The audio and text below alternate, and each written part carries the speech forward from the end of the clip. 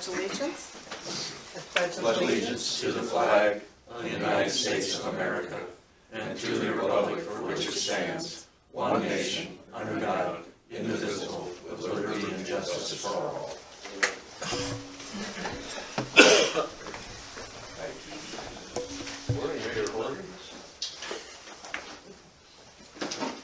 Okay, have you guys had a chance to look at the agenda? Any additions, any things, changes that we need? So moved. Yeah, I'll second that, other than the county attorney isn't here yet. I'm sure he is coming. Okay, motion approved. While we're here though. You have to vote on it. Oh, okay, sorry. Stay. All in favor, aye? Aye. Aye. Aye. Opposed? Okay, now our agenda is approved. Thank you. Okay. I was doing something wrong, aren't I? Okay, I do want to add though, next week, go ahead, it's just an approval only of, Heartland Insurance had given us an update on, county motor vehicle use. And so we're gonna have a revision for the employee handbook. It'll be just a simple, I'll make sure you guys have a copy and we'll read through it. See if you wanna go ahead and approve it. Okay, the minutes, any things wrong in the minutes? I'll approve the minutes and the claims. Second? Okay, roll call, all in favor, or roll call, Steve, Aye. Stan? Aye. All in favor? Aye. Any more discussion on that? I just think that's so silly we have to say that. Okay, roll call, we've done that, and, You all were- in favor? You were an aye Aye. on that, right? Aye. And opposed? Motion approved. And good, Mark is here. Yeah. Go ahead, Mark. And he's not all burnt to crisp. No. As far as I know, I don't have the coronavirus. I might. That's a nice thought. This has nothing to do with anything other than, I thought it was kind of interesting. I had gotten an email, kind of a group email to everyone saying that Board of Supervisors wanted to cut her budget, so she wanted everybody's budget, and then she divided it by the population to see what the cost was per capita. As you can see, ours didn't make the list. But there's quite a range in there per citizen, what it costs. And other than that one outlier, the more your population goes up, once you get to a certain level, the costs are gonna go down per person, but ours is, there's one for you too, Stan. Mitchell County's actually on the bottom of the ladder rather than anywhere near the top Is it? per person, so. Do you know what the numbers are from Mitchell County? Open? Yeah, that's the ones I've got handwritten on there. It's there on the bottom. Oh, I see. Our budget is 232,000, that's the population, so ours is 2187 per citizen. So there's quite a range, I think they go up to what, 35 or something? Yeah, like that? huge range. I'm surprised that much. Yeah, Huh. and that's, Well, this Like- is something we should keep in mind. yeah, it's neither here nor there, it's just interesting, I thought. Turtle Creek Wind Road damage, I've looked at Rich's memo. I don't, maybe I'm wrong, maybe they're just gonna say, okay. What with the depreciation Yeah, that's, factor? Yeah, I don't, $776,000, and maybe they may say, compared to the whole thing, this is just a minute cost. well, the first estimate, when we just looked at Indigo, it seemed to me they were, yeah, let's get it done, which, that was $430,000 at first, and I said, well, there's a couple more roads I wanna look at. Well, can we get it done? Well, they wanted to do this before the end of the year, well, there's winter and everything else, and they're putting the burden on me to create this document. They're not coming out, they've got the videos, but then I've gotta I've gotta do the work to prove to them or show them, and it doesn't seem like they really care as long as they got a number so they can close out and walk away. So, that's what I've come up with. I haven't given them that number until I know the board's okay with the number. The only thing I worry about mainly is the fact that I did put a depreciation value on Kirkwood a little bit, just because I know that's had some wear and tear on it, but it's stuff that really can't be, stuff you don't really wanna go in and fix right away. It's just that it took the life out of the pavement. If you start tearing into it, you're probably gonna make it worse than it is now. So I thought I'd put a depreciation factor on there, and if not, I'll go back through and say, okay, well, here's what we're gonna do. We're gonna route and seal every one of these cracks, and it's gonna cost you the same amount of money, but to do that isn't probably the best thing right now for that pavement, so. It was just an estimate, and they wanna be able to be done and walk away. Those are the numbers I came up with. Well, if you feel comfortable with it, why not submit it? Well, you never feel comfortable because you never know if you No, go but bid I the mean- project out, but I think it's, But I mean, if I'm it's trying the to be best fair to number every- that you all really feel- parties, If it's so. the best number you really feel that, right now you can come up with, right, let's go with it, and, let's see what happens. so. Is it, They're pushing to get this resolved. Yeah, they wanted it done by January 1. Well, it just didn't fit in my schedule to go and do all this legwork for them and You mentioned that. come back and get it done for them, so I'm just, it takes a long time to go and look at a video and compare it to what you're you're trying to do this while you're driving, and you get another driver, and you're still trying to go slow, and it just takes a lot of time, and they don't understand that, so. Anyway, they wanna close it out, and I just wanted to have a number so we can get done with these people and move on, so. Yeah, I think that would be fine to resolve it, fill in the cracks. Well, some of it, you know what, the numbers I had were about actually taking pavement out and patching, and whether we do that, I guess, is, my final number with contingencies and engineering administration was $746,152. And that was. And that includes concrete patching, and includes about $58,000 for granular surfacing, and then I put $18,000 in for depreciation on Kirkwood Avenue, just for some maybe random distress cracking that I was able to find. What'd you say for total? 746,152.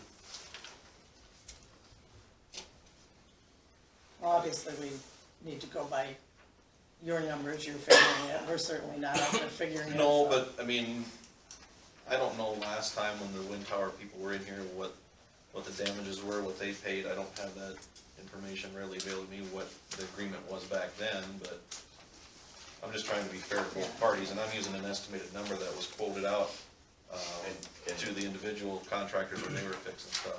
This quote is for concrete repair too. If you so desire down the road, think that it needs to be done, you have that in here. Right, what I did is went through and evaluated the pre-video, and then running the pre-video, I had somebody drive for me, and I would look at the pavement alongside the video and compare the cracking that was there prior to the construction and after.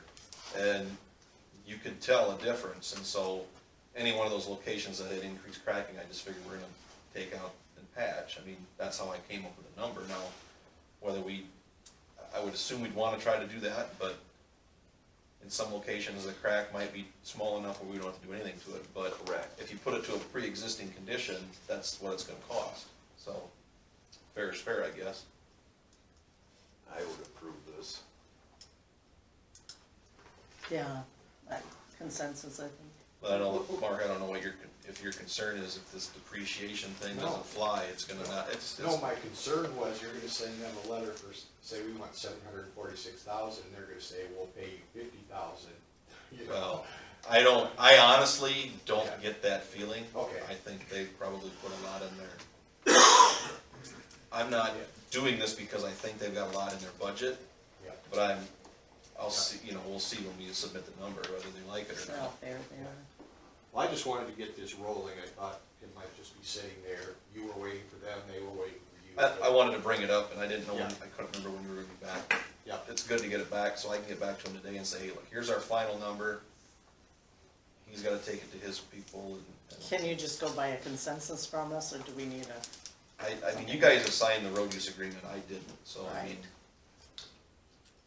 No consensus of the board, just submit it. Yes. we'll submit it then, I'll submit it today and see if I get a response. I told him, I emailed the individual last week and I didn't get a response back, and he's been wanting responses, but he's kinda slow to get back too, so okay, all right, well, I'll submit that then.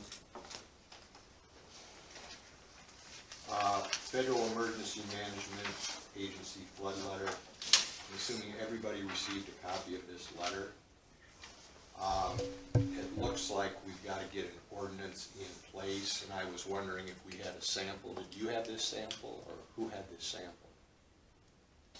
Mark Ross gave me that yesterday. Okay, all right. He says it has to be done by July, so. Okay, I mean, that's not a problem. I'll just get it from Mark then and make the changes, and, or if he wants to. Then, of course, it's an ordinance. What we have to do is put notice in the paper that we're gonna have a public hearing, and either have 3 readings of it and adopt it on the 3rd, or waive the first and second, or the second, third, depending on how you say it, and then adopt it. So it's not a problem to get it done by July 1st. That's not a problem at all. I just wanted to get things rolling on it so it didn't fall into the cracks. sure, good idea, Okay. yeah. I'll talk to him next week then and get a copy of this. And, and he might be working on it, who knows, but there's no use both of us working on it, so. Okay, any questions on that? Nope. No. Russ Kephart, more or less just an update.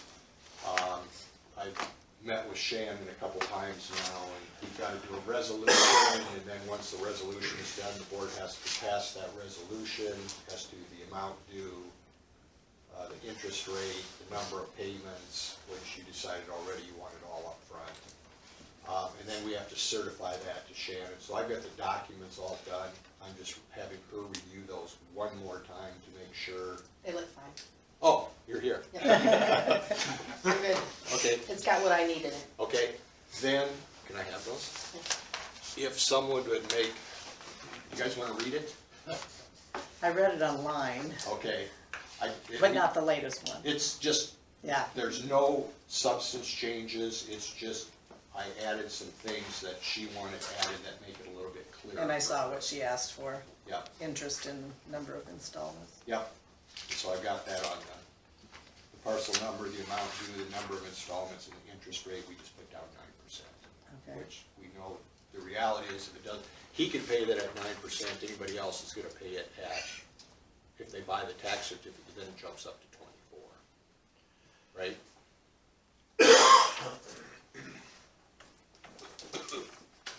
They buy the tax certificate at the 9% interest, and then they pay $20, get the certificate, they get 2% interest. Yeah, 2% a month, yeah, yes. So even though you're charging, he can pay it at 9, but if he doesn't pay it, then it goes on a tax certificate, and it's gonna jump up to 24%. Now, here's the biggest problem with this, okay, just to let you guys know. This goes on tax sale in 3rd Monday of June. June 20th. 2020. Then he's got until January, February in that time period, 2022 to redeem the tax certificate. Okay, let's just say he doesn't. Now, correct me if I'm wrong here, Shannon, but we used to actually have tax sales where people would be in the room, and for the most part, every tax certificate sold for 100%. And that's not the percentage of the value, that's the percentage of ownership. Interest in the property. So if I bought the tax certificate at 100%, that means I got 100% ownership in the property. Okay? Which, when I went to do the tax certificate, it was easy because I got the tax certificate, I owned 100%, it's now mine. Well, now everything is electronic. And what happens is you get people from all over, it used to be that you have 20, 25 people, 90% of them from Mitchell County. Well, now you have people from all over the state bidding And out of state. and out of state on these electronic things. And everybody wants to get them, so nobody bids 100% anymore. Very seldom does anybody bid 100%. So what happens is, let's just say somebody says, oh gosh, here's a $17,000 tax certificate, I really want that because it must be a valuable piece of property. So I'm gonna bid, 50%,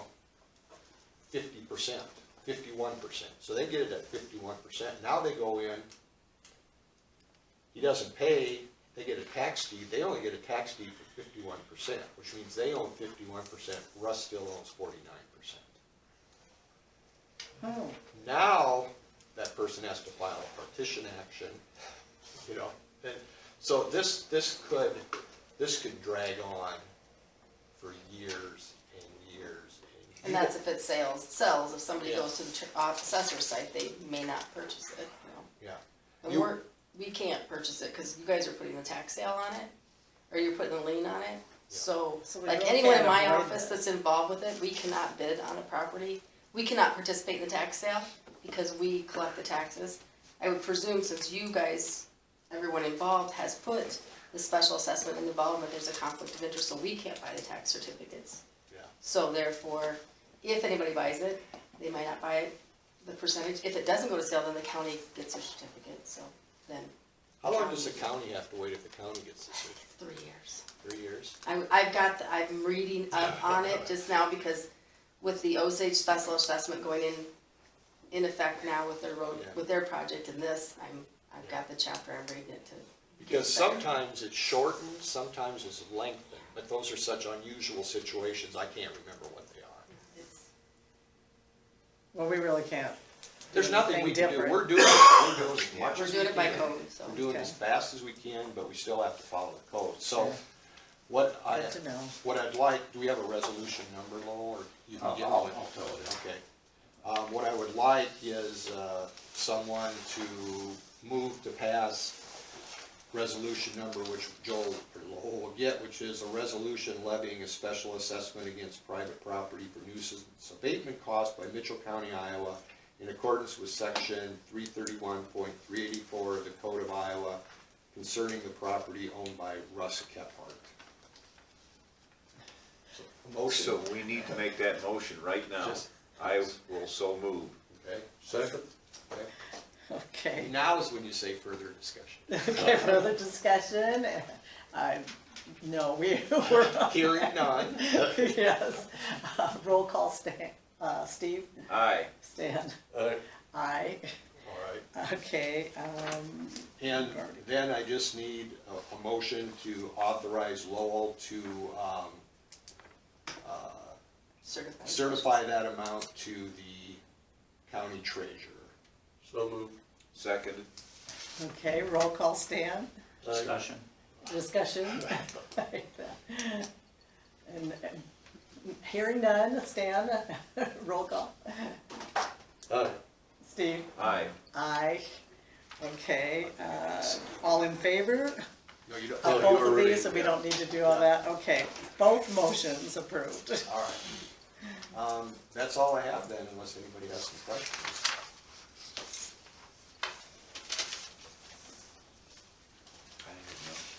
Nope. Okay. Thank you, Tammy. Appreciate it. Thank you. Okay, we're gonna talk, One other question, just so I've kind of got it updated in my mind. I know you were talking about conveying the county care facility to the city of Osage so they could get that grant, and I see in the paper that they've declined to do that. Are you proceeding further on that, or is that, Yes, I went last Wednesday night to the city of Mitchell, and they voted that they will work with okay, Mitchell County, and basically, this grant will probably not be announced until around the 1st of May. It could be as long as the 1st of June. And so by the middle of May, if we don't have an announcement, if we're getting it, we should at least go forward with the publication in the paper so that in June we could make the transfer, because if we don't have it transferred by the 1st of July, then we would not be eligible for the, Okay. Well, I've got the document, the paperwork all started, so I just have to get the legal description of the property and I can. yeah, and we don't want to transfer it unless we actually get the grant, so. Yeah, so I can have 90% done. So. And the other thing of it is that Osage mentioned about liability. And so I did contact with the city of Mitchell. Herd Insurance is their insurance company. And again, it would cost Mitchell County around $100 at the very most to give to the city of Mitchell to cover liability. So that's all in the works. Okay. And do we want Mark to stay while we talk about this McIntyre? Do we need him for Yeah. the very one we're gonna talk about, Mark, if you could stay? Okay. All right. We had received, Steve, just in case you didn't see this on your email, we had received from the city of McIntyre, their city clerk asking that the taxes due in the amount of $1,293 be written off. This bill is for the Sloan property in McIntyre, and they attached it. And this was a complete surprise to me and the McIntyre City Council. So I asked them why they had not been paying all along. I didn't quite understand what was going on. And then, what did we hear back from? Okay, the city had just, Harlan said the city had just gotten the property. It went to the tax sale and no one bought it, so he thought it went to the county. And he wanted to write it off and then selling it again since nothing would be owed on it. But Shannon checked for us, and the owner, Mitchell County held the tax certificate because the owner did not pay taxes and no investor came forward to pay them. But Mitchell County never received the deed to the property. So Harlan is incorrect, and we sold the tax certificate to McIntyre, and they did not, to the owners, that they were, tell them that they were taking the property and received a deed. Does that make sense? The whole gist of it going to tax sale is that they did not pay their taxes. Yes, yes. Did And I know- McIntyre, did they ever get a deed? They did. They did apply? They Okay. did, and we discussed this beforehand, that this was the intent to begin with, that we would abate the taxes after they had the property. That's That was discussed. kind of what we do, but, you know, we couldn't do it beforehand, because if we abated the taxes before they got the deed to the property, then Sloan's owed no taxes, so why do we have tax certificates, so. But we've been it's your decision on what to do. I know that was what we discussed in the past. I know we've already given them money to help clean up the project, and now if we abate, the majority of the taxes are supposed to go to Mitchell County. I'm gonna give you my opinion. Yes.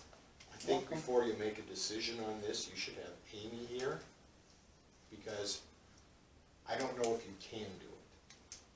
You know, we ran into that situation before where we abated taxes for Mitchell County Conservation, I think it was. And then Amy came in a couple weeks later and said, you can't do that. Do you remember that? Kind of, sort of. Well, what we were talking about, they didn't want to pay taxes, period. Yeah, and she came in and just said, you guys can't abate taxes in that situation. They have to challenge the assessment rather than, you know. Well, why don't we get her down here gonna now? say, We don't have to make get it, her. we don't have to make a decision. I can get her. Can we table it till next week, because I don't think it's fair, her and I can talk about it. No, So that's she what has I'm time. getting at, is that way she had, I mean. Well, Shannon and I can go up and talk to her and Okay, explain it. that sounds good. I We'll put it don't back like on. putting people in a position where they haven't reviewed it and all of a sudden. Exactly. No, I Yeah, didn't, I wasn't gonna ask for a decision today, but We'll just go up and talk to her. okay. Okay, good. Yeah, be next on the agenda item too, then I can go. Okay, so if you add that on next week, Yeah, Lowell. table it till next week. Okay, good. The wind tower agreement, but Mark, and we had that discussion already with that, so we'll try to get that moving, so. Along with the ICPA, we had a discussion about me going to the Minnesota Paving Workshop to discuss our experiences, and then a week ago I was asked to go speak to Iowa State students, so. We're Very nice. educating, we're trying to do it. So. Anything for me? Winter stinks. And it's only gonna get worse. Although we've had so much How's our worse snow than budget this. coming? I haven't looked at it this week, but I think we're doing okay. I mean, we've got all the salt we can get, so I know the overtime's been a real kicker. So I'll have to look at it. I haven't looked at it last week or so. You might have a discussion with maybe just a touch less usage on the salt. Yeah, I think there's some well, we've been trying to mix it a little bit leaner, but I think when the guys know that, they just seem to maybe put more down because, well, we got it thinner, so we got to put more sand on it. Well, the thing about being lean is we're not trying to put the same amount of salt on there because that's the whole point of running out, is it? The thing with, getting back to the concrete roads and salt and chloride don't like each other. No, and it's the aggregates, and the asphalt doesn't like it either, but, yeah, you're right. The freeze thaw, salt makes moisture. The chlorides absorb Works. the moisture. It turns it to water, then overnight that, it leaks into the cracks and overnight it refreezes. Well, Yep. it pushes out. And that's where you will see in parking lots where the cement has been cut for cracks, for heat cracks. Well, them areas where that's all busted up, cracked away, gone, it shales out. That's from that salt and chloride freeze thawing over years. So, Yep, or the water just getting in there and freezing on its own. But you'll notice sometimes too, depending, chlorides get in those cracks in the wintertime and come spring, and they never really wash out as eventually No. but each year you're putting more chlorides in those cracks, and you'll notice sometimes that in the middle of winter, even on an asphalt road, you'll see like a bump where there's a crack, and that's kind of the moisture getting in from the chlorides, even sometimes drawing the moisture from the air in there and then freezing, and it just kind of, you can see where that zone of chloride penetration is, and it's summertime, they're gone. yeah. Salt and chloride is a wonderful thing used in moderation, but you go in the spring crawl underneath any of our bridges in the county Oh, yeah. that are 20, 25 years old, you have hairline fissures in that concrete, and you've got this white, looks like mold. It's leaching through. It's salt. It's efflorescence through concrete. And Unfortunately, salt's the cheapest product we have. I know I was reading an article the other day about grape skins. They want to use grape skins. well, where are we gonna get it? Better find a lot of That's vineyards. a heck of a lot of grape skins, my But goodness. there might become a time where, salt's a wonderful thing. It keeps the little ladies from calling on the phone and raising heck with us because the road's icy, but it Well, may it's come probably to a saving time where lives. we may have to drive like we know something, like Well, we should, conditions we- of the road. We have a snow removal policy, and I think that we maximize what the policy says. We could minimize how much we do, but the phones would quit, right? Well, the phones would ring all the time. Correct. I mean, we don't guarantee 100% dry pavement. That's not what our policy says. In fact, our policy says that we don't have to use anything on the roads as far as salt and sand go, but we know where we're at and the public demands cleaner Well, we want to roads, save and lives too. we want to save lives, but we also have a policy, and we try to follow the policy best we can, and that's usually our start and stop times, but I think when you read our policy, we're above and beyond what we actually say. We are way above what we have in our policy. So, Okay. Well, is that it? that's all I've got for you Okay. this morning. Thank you. I see Thank you. Thank you. Sheriff Beaver's back, so we'll have you change places. See you, Rich. Morning. I don't have a lot. You'll probably see some overtime coming on this next pay period. The guy's been busy doing some search warrants on some drugs, so that all costs money when we do that, so you'll see those overtime sheets come in. The carriage got hit by a drunk driver over the weekend, alleged drunk driver, so we'll have to address some of those issues too. Such a shame. Usually every couple of years we have an incident like that, so it sounds like one of us transferred to Rochester, is doing well, and may already be home, so, Oh, good. yeah. that's Last I good. heard it sounded pretty bad. Yeah, actually, some of the reports weren't very good, but that's all they are is initially, and so. Any idea what happened to the pedestrian up at St. Ansgar? Oh, yeah, that's all on video. Yeah, the bank video captured that, so.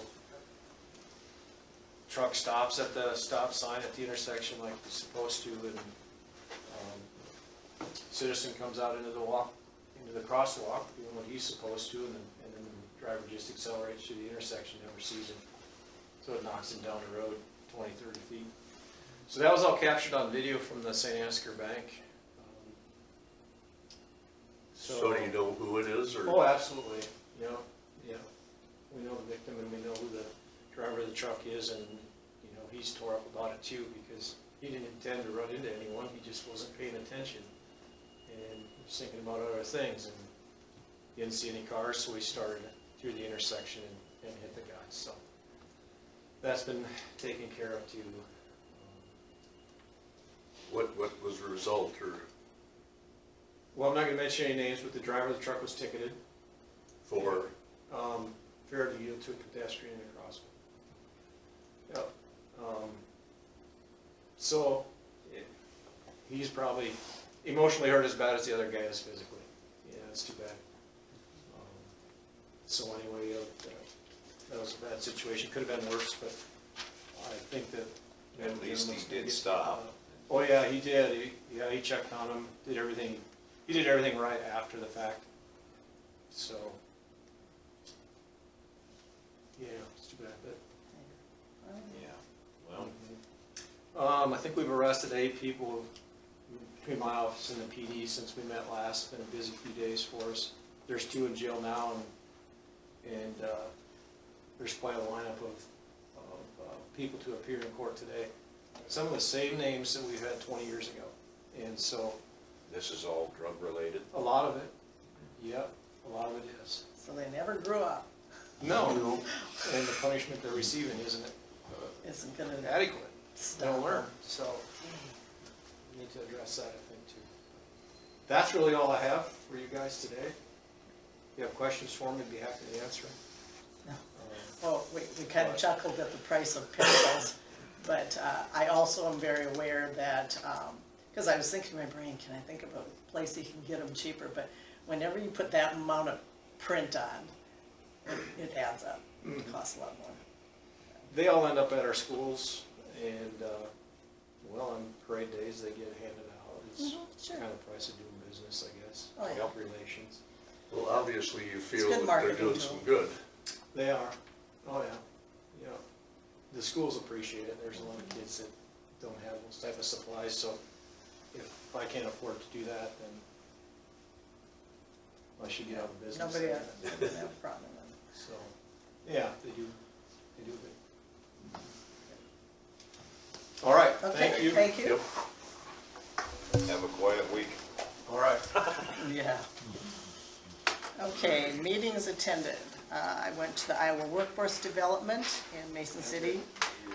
We had to read 98 pages ahead of time. We usually have success stories, a couple of them that day whenever we meet. And that day they talked to a rep from Stellar who told us of getting someone who went through the Job Corps' welding class and now works for them, and how well it has worked out. And with all the changes with Iowa Workforce, unfortunately, just the heads up, I could possibly, Lowell, be having to attend even weekly meetings because it's such a mess. According to a report from Vocational Rehabilitation, the average person helped, for finding a job is on average working 28 hours compared to 31 a year ago. So we kind of asked about that when they said, well, the good news was that many of these people were people with very severe disabilities, that they're able to get them in the workforce, so that's really cool. And they make an average of $12.21 an hour. Concerning the checklist that needs to be put in place by the federal and state Iowa Workforce Development, we're going to have to ask the feds for a 6-month extension, as we need a lot more information on how much we spent in the past compared with how much we will get to spend, which so far it looks like to be a lot less. We will need to make the biggest decision of whether to join with other regions. Technically, we found out that we are not a one-stop operator like I thought we had, but we certainly had been collaborating as one. Lots of decisions upcoming to make. And then they wanted us to mention, by the way, that NIAC still has funding available to assist people with CNA and welding courses. You do have to complete a basic skills class with this. That's it. Okay, I had only one meeting this week. It was with Ballum. And as you all know, you got a whip last week. Smith was hauling sludge out of Ballum. You know, the bad problem of it is they were spreading it on top of the ground southeast of Osage, where that southeast wind was bringing it right into town. So we were getting double the smell out of the deal. The other thing they talked about was their new sewage line that they put in out of Ballum. And one of the situations that they're still trying to figure out in the sewage is who in the area, whether it be, I'm not gonna say any, there's different businesses anyways involved here, but they're looking for the high copper in our sewage.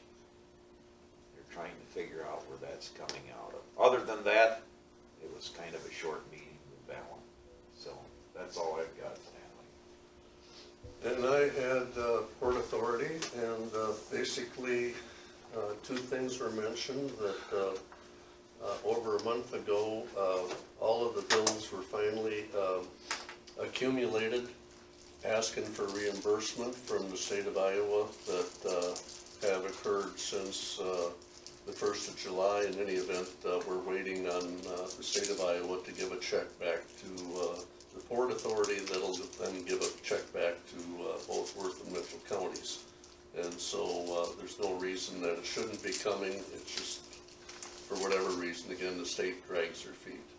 The other thing is that was mentioned over in Worth County that apparently somebody is taking a look at possibly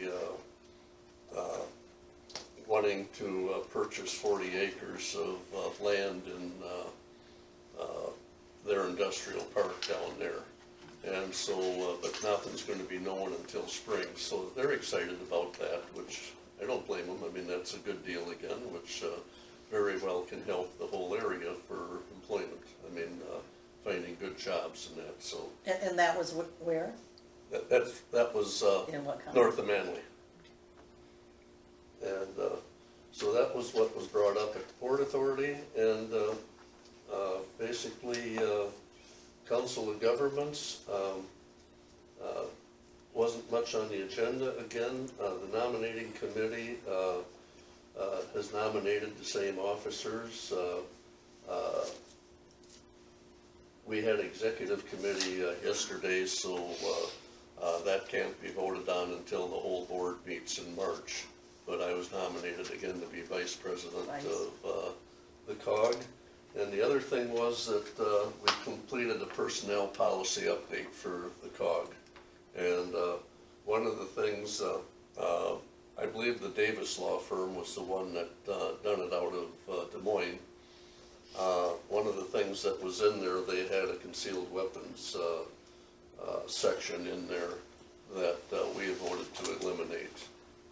We did not want, again, just like here at the courthouse, it seems to work fine that we allow concealed weapons here in the courthouse outside of the second floor. And we've had no issues, and we felt the same thing at the COG. So that was my updates. Okay, I'm gonna add one thing, because I think I said this wrong to you, Lowell. Next week, as far as putting on the agenda, the revision on motor vehicles for the employee handbook, we don't actually have to approve that. It's just gonna be one of those things that we so note. So you're aware. You have our manure management update for us? We have 3 of them. We have the Friesen N1 site, Highway 218, St. Ansgar. Friesen N2 site, 465th Street, St. Ansgar. And the Friesen 6 site at 385th Street, Osage. Okay. And then appointments to the Airport Zoning Board of Adjustment. I had noticed in our booklet of all the boards that we have, that the Airport Zoning Board of Adjustment was expired in 2017, and Gary Moody and John Whitaker were on there, and Gary has agreed to do it again for another 6 years. So I assume we put from today's date, I assume on that, Lowell. And then taking John Whitaker's place is Tom Madden of the SEH. And I've got their phone numbers in case you should need them, Lowell. Okay. I didn't know if you wanted them in that book. Well, we need a motion to that, right? Yes. Yes, we will. Seconded. Okay, roll call, Stan? Aye. Steve? Aye. Any more discussion on that? You have to vote. Okay, and then, oh, aye for me. Okay, thank you. Well, don't I have to say all in favor? No. Not on that You're doing one. a roll call vote, that's. Okay, all right. But you And aye for me. have to vote. Yes, aye for me too then. Thank you. Okay, then that motion is carried. Let's see. Okay, now, are there any public comments on anything? Okay. And then, do we need to adjourn or recess or Adjourn. adjourn for, That's okay, for me. meeting adjourned.